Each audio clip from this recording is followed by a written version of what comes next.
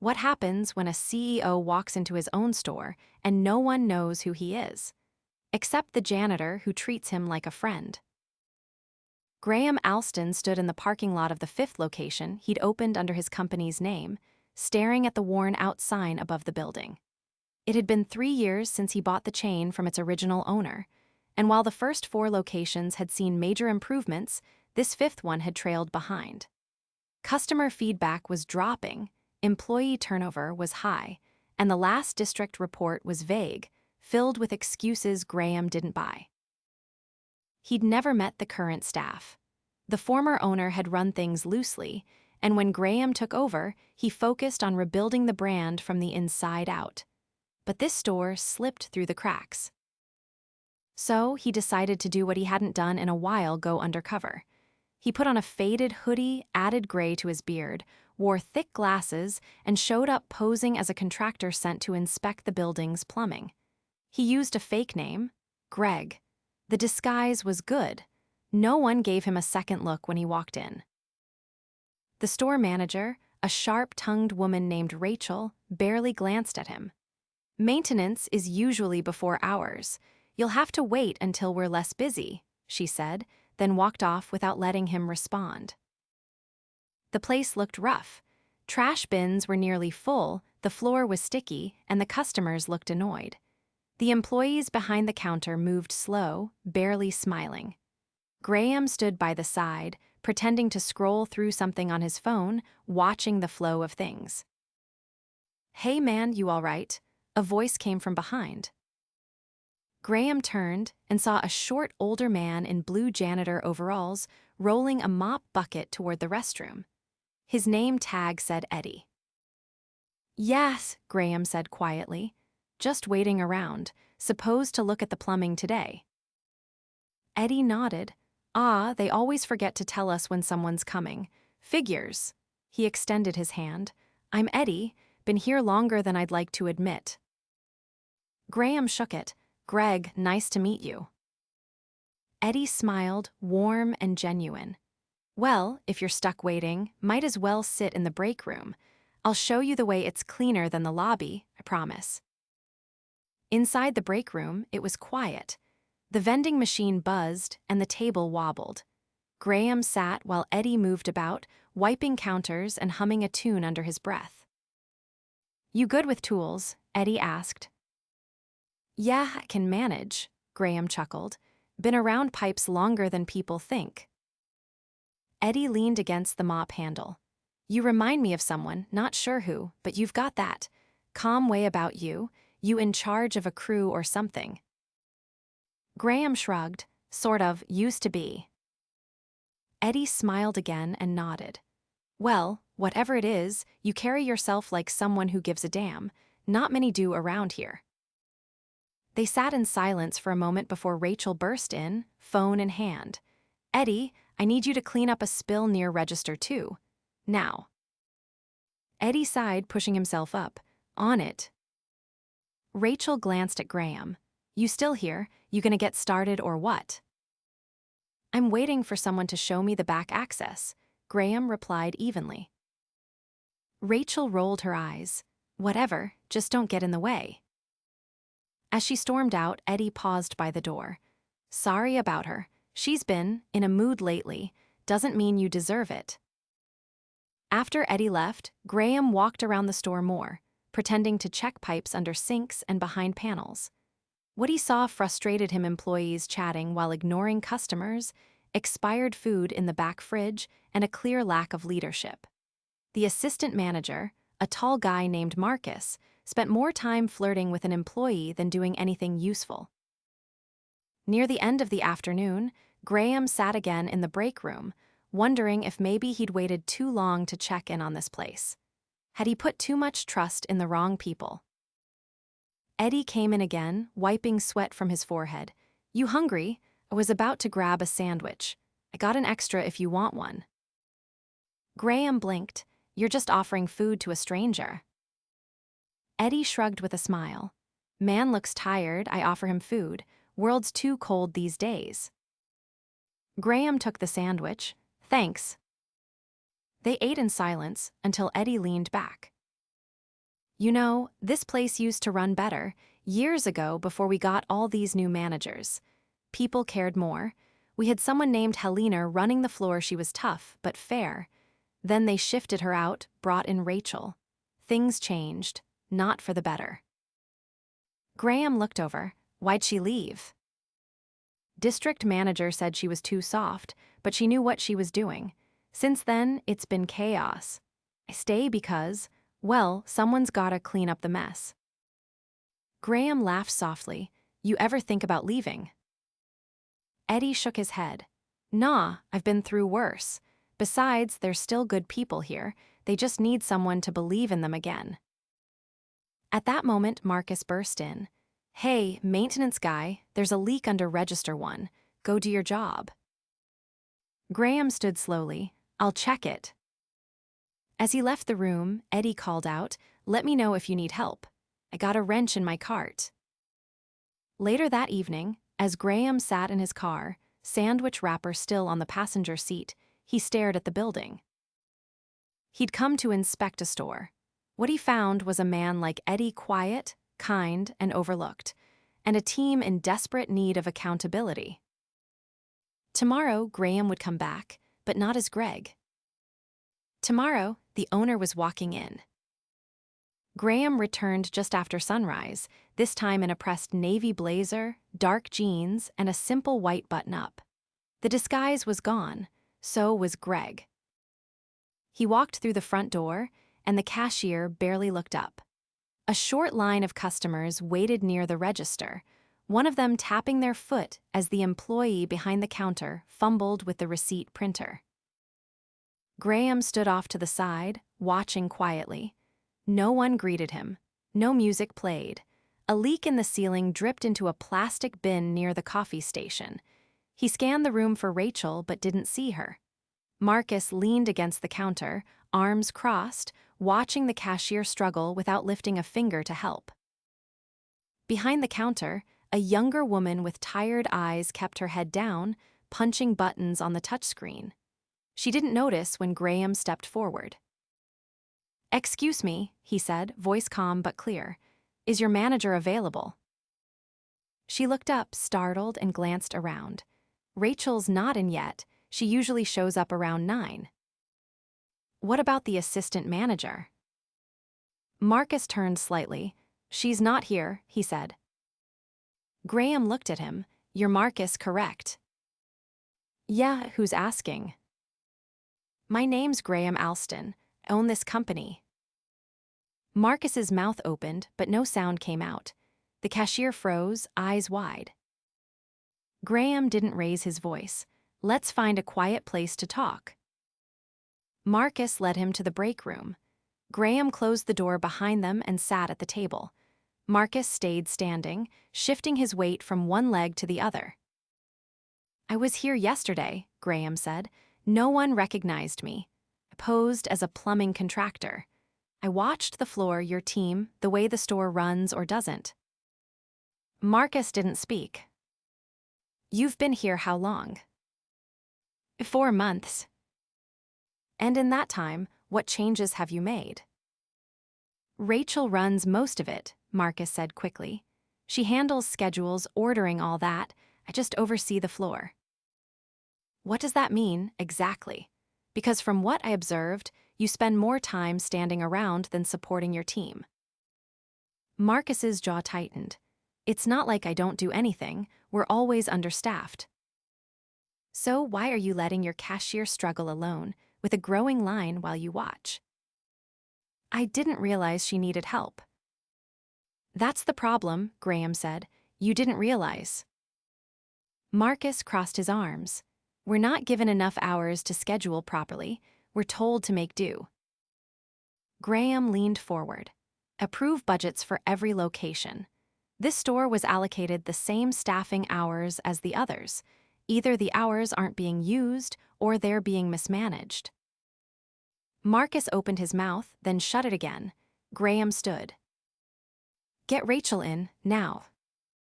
He stepped out of the break room. Eddie was mopping near the cooler. When he saw Graham, he did a double take. Greg.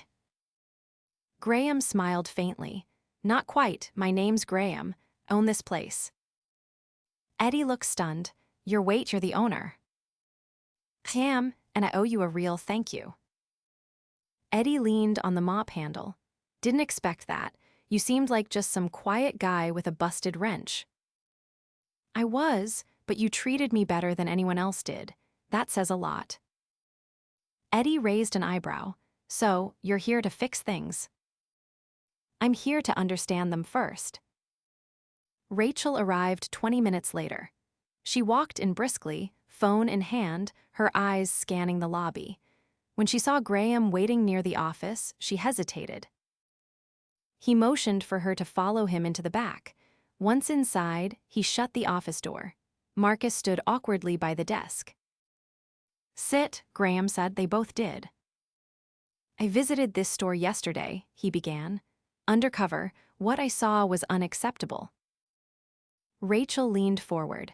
With respect, we've been asking for support for months. The team's stretched thin. We've got old equipment and half the backroom lights are out. It's not just us. Graham held up a hand. I'm aware of the equipment issues. I'm not here about broken lights. I'm here because your leadership is broken. Rachel's expression hardened. I've been managing this place for over a year. We hit our weekly numbers most weeks. We haven't missed payroll. What more do you want? I want a store where employees are supported, where the janitor isn't the only one offering help to a stranger, where customers aren't ignored while managers gossip in the back, where people don't dread walking in the door. Rachel's voice sharpened. You think I'm not trying? You think don't come in early and stay late? Graham didn't flinch. You may be present, but you're not leading. You've created a culture where people are afraid to speak up and too disengaged to care. That's not effort, it's damage. Rachel looked away. He turned to Marcus. You're not ready for this role. You don't know how to read a room, let alone run one. Marcus looked down at his shoes. Graham stood. Effective immediately, both of you are being removed from this location. Rachel stared at him. You're firing me. I'm reassigning you. HR will follow up. You're not leading this team anymore. He walked out of the office. Eddie was still near the cooler. Graham approached him. Come with me. Eddie followed, unsure. They stepped into the break room, which was empty. I need someone who knows this store, Graham said. Someone who's seen every version of it. Someone who listens. Eddie scratched the back of his head. You don't want me running things. I'm not asking you to run the store. I'm asking you to help rebuild it at least temporarily. Help stabilize the team while we bring in new leadership. You'd keep your current duties, but I want your voice in the room when we make decisions. Eddie looked at him cautious. Why me? Because yesterday, when this place was falling apart, you were the only one holding it together. Eddie let out a slow breath. All right, I'll help how it can. Good, I'm bringing in a senior manager from our original location to take over next week. Until then, you'll help keep things steady. Graham spent the rest of the day walking through every department. He sat with the cashier and asked about scheduling gaps. He listened to the stockroom worker explain why restocks were always behind turns-out, deliveries were arriving late, and no one had updated the schedule to adjust for it. He asked for names of former employees who had left recently.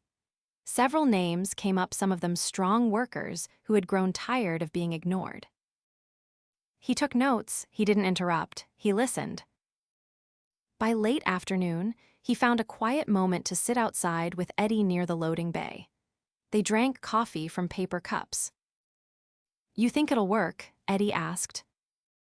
I don't know, Graham said, but I know what won't work, and that's letting good people get buried under bad leadership.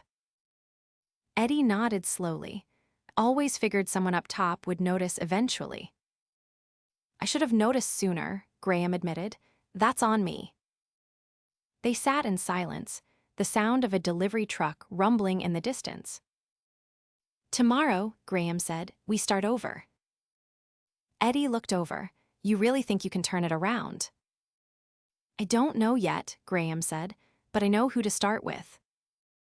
The store's energy the next morning felt different, but not in a way anyone could quite name.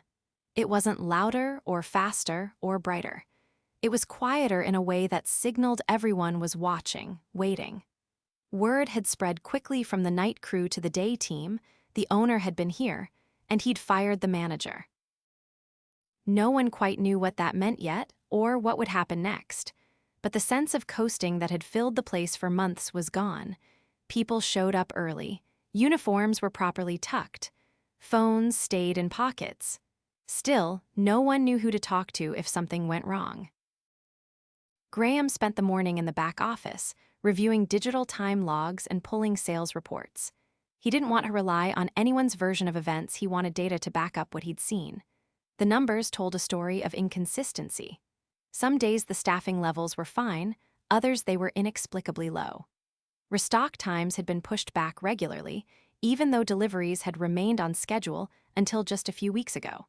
It lined up with when Marcus had taken over floor duty. Eddie tapped lightly on the open door. You got a second? He asked. Graham motioned him in and closed his laptop. There's a vendor out back who says no one signed for produce the last 3 Tuesdays. He said if it happens again, he's pulling us off the route. Graham stood, who usually handles deliveries. Used to be Helena before she was moved. After that, it bounced around. Rachel started making the cashier sign them in. She trained on that process. No idea, doubt it. Graham followed Eddie through the back hallway. The vendor, a middle-aged man with a clipboard and a trucker's tan, stood with his arms crossed next to stacked crates of wilted greens and underripe bananas. I've been trying to get someone to answer the service line for 15 minutes, the man said without introduction. Graham introduced himself and apologized, then signed the manifest himself. The vendor gave him a long look. You're the owner, huh? Yes. Then I'll be honest. This location used to be smooth. Past 6 months, late sign-ins, wrong orders, no one calls back when there's an issue. If I didn't cover 2 other stores of yours that run great, I'd have dropped this stop already. I appreciate the honesty, Graham said. We're making changes. You'll see improvement. The man gave a short nod and returned to his truck. As Graham turned back toward the store, Eddie stayed behind, inspecting the crates. Half of this isn't usable, he said. We'll have to toss some of it. Make a list of what's salvageable, Graham said. I'll call purchasing and get a credit issued. Eddie looked up. You really doing all this yourself? For now. Later that afternoon, Graham called in the cashier who'd been overwhelmed the day before. Her name was Shay. She looked nervous as she stepped into the office, her shoulders slightly hunched. I've been reviewing scheduling logs, Graham said. You've worked 29 days straight. No full day off. I kept asking for a break, but Rachel said we were short, that no one else could cover.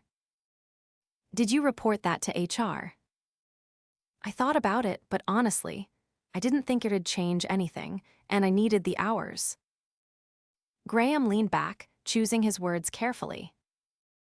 We're bringing in a temporary manager from another location to stabilize things. Until then, I need you to take tomorrow off. Full day. Paid. She blinked, seriously. You've earned it, and I need you rested if you're going to help me rebuild this place. Her expression shifted from confusion to something close to relief.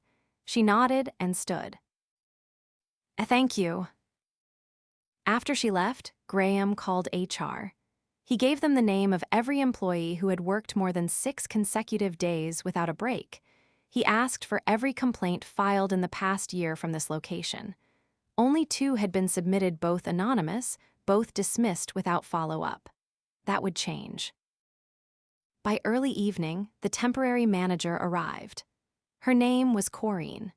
She'd worked with Graham at the flagship store for over 5 years and had a reputation for being blunt, fair, and steady under pressure. She wore a canvas jacket over her uniform and carried a clipboard already filled with notes. They walked the floor together in silence at first.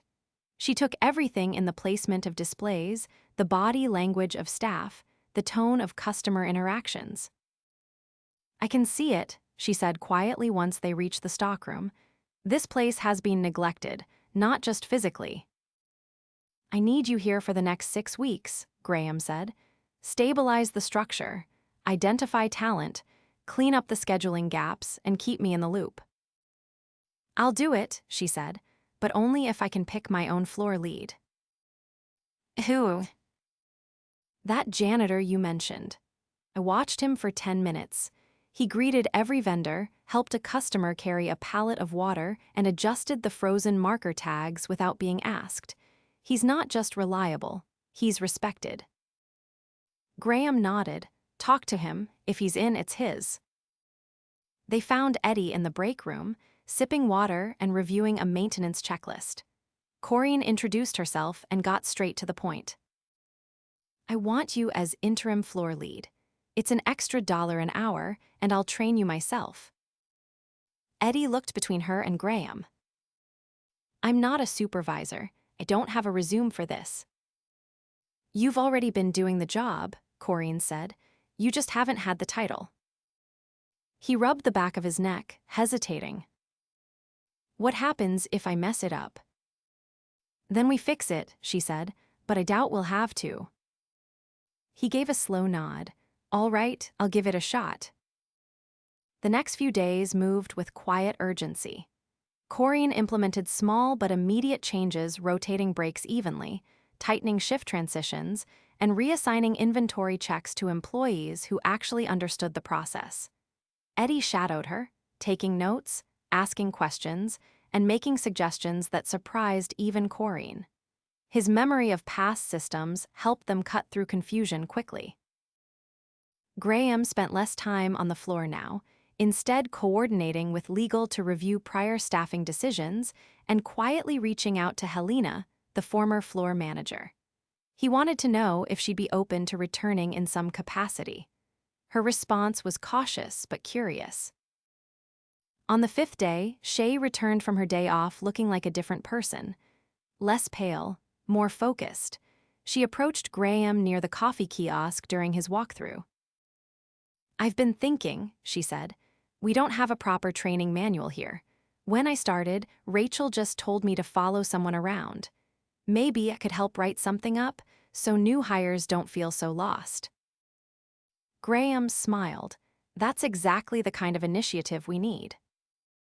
She nodded and walked off, already pulling out a notebook from her apron pocket. Late that evening, after the last customer left and the doors were locked, Graham gathered the entire team in the lobby. Not just the cashiers and stock crew, but the overnight cleaner, the baker from the prep room, the delivery intake guy who usually kept to himself. Corinne stood beside him. Eddie stood on the other side, arms folded, clipboard tucked under one arm. "I want to thank you for the past few days," Graham said. "I know it's been a lot, and change can be unsettling, but you've shown me something important, that this store still has a heartbeat." He paused, letting the moment sit. "We made mistakes in how we staffed and supported this team. That's on leadership, on me, but we are fixing it, and not just temporarily." There was a stillness in the room. No one clapped, no one cheered, but heads nodded. Eyes met his. Corinne stepped forward. "Starting next week, we're launching a feedback system that actually gets read. You'll be able to submit suggestions anonymously or directly to me or Eddie, and we'll respond, every time." As the team dispersed, Graham stayed behind in the dim lobby with Eddie, who looked out over the shelves they'd spent days reorganizing. "You think it'll stick?" he asked. "That depends on whether we keep listening," Graham said. "I stopped doing that. Now I won't make the same mistake again." Eddie looked over. "You know, you didn't have to come here yourself. Most owners would have sent someone." Graham shook his head. If I hadn't come, I wouldn't have met you, or Shay, or seen just how far things had drifted. Eddie gave a tired but honest smile. Then maybe it's good we had a busted store, he said, or we'd all still be pretending it was fine. By the second week, the store had stopped feeling like it was holding its breath. It hadn't transformed overnight, that would have been impossible, but the tension that used to hang in the air had thinned. Mistakes still happened. Customers still complained, deliveries still ran late, but people had started looking at each other when they spoke. Tasks got done without being asked twice, and when something went wrong, someone stepped up to fix it. Graham returned to the location every other day, each time less as an overseer and more as a quiet presence. He spent his time in the back rooms, at side counters, near the loading bays. Always watching, always listening. One morning, he arrived and found Corinne and Eddie standing near the supply closet, looking over a list taped to the wall. I told them the new cleaning schedule is doable, Eddie said, but not if we're still using those knockoff mops. The handles snap if you press too hard. Corinne tapped the list with her pen. I'm not approving any more patchwork orders. We'll replace the full set. If we're going to run this place right, we're not cutting corners with tools. Eddie turned as Graham approached. You're early. I wanted to see the opening shift, Graham said. See how the new routine's holding up. Better than I expected, Corinne said.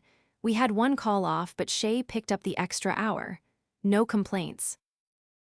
Graham nodded and stepped into the stockroom, where a young employee named Malik was restocking the cold shelves.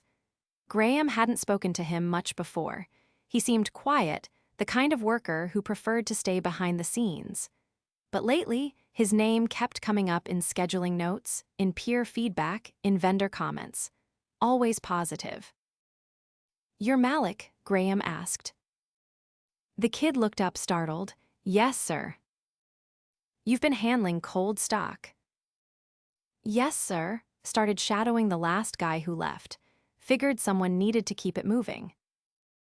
You trained yourself on it. I read the logs, watched how the orders came in. Ran into a few mistakes, but I've got it down pretty good now. Graham nodded. You interested in staying with the company long term? Malik hesitated. If there's room to grow, otherwise I was thinking about trade school. There's room, Graham said. We've got a regional warehouse opening on the east side next quarter. They'll need inventory leads. I'll put your name in. Malik absorbed that, then nodded once, not with excitement but steady understanding. Out on the floor, Corinne was reviewing end cap layouts with Shay, who now handled register rotation and oversaw the front aisle. Neither of them noticed Graham standing nearby, watching as they revised a product display without being prompted. Shay had started to speak her mind more still respectfully, but without hesitation. We should swap this, she said, pointing to a top shelf item. It's not moving. Customers keep asking if there's a cheaper version. Corinne handed her the pricing sheet. Find one that's not junk and make the switch. They moved as a team with purpose. No confusion, no second guessing. Later that day, Graham sat in the back office with Eddie, both of them reviewing the latest labor reports. It was the first time in weeks that the store's productivity had landed above the regional average. You remember the first day it came in? Graham asked. Eddie leaned back. Hard to forget. You looked like someone who'd just been kicked out of a basement. I remember thinking, this place might be too far gone. Eddie folded his arms. It wasn't the store, it was the silence. People stopped saying anything because they figured no one would listen. You were the only one who did, Graham said. That's why I'm making this permanent. Eddie blinked, the floor lead. More than that, I'm creating a new position, team liaison. You'll still help with operations, but your main job will be to keep communication open between the staff and management. No agenda, no filter, you're the bridge. Eddie looked away for a moment, then back. I never asked for all this. I know, that's why it works. He accepted with a nod, quiet but firm. By the fourth week, Helena returned not to take over, but to consult. She sat in for a few scheduling sessions, reviewed old vendor contracts, and helped Corinne redesign the daily checklists. She didn't want her old job back, but she did want to leave things stronger than they were before. I'm not the right person to lead this team anymore, she told Graham one afternoon. They've moved on, and that's a good thing. You sure?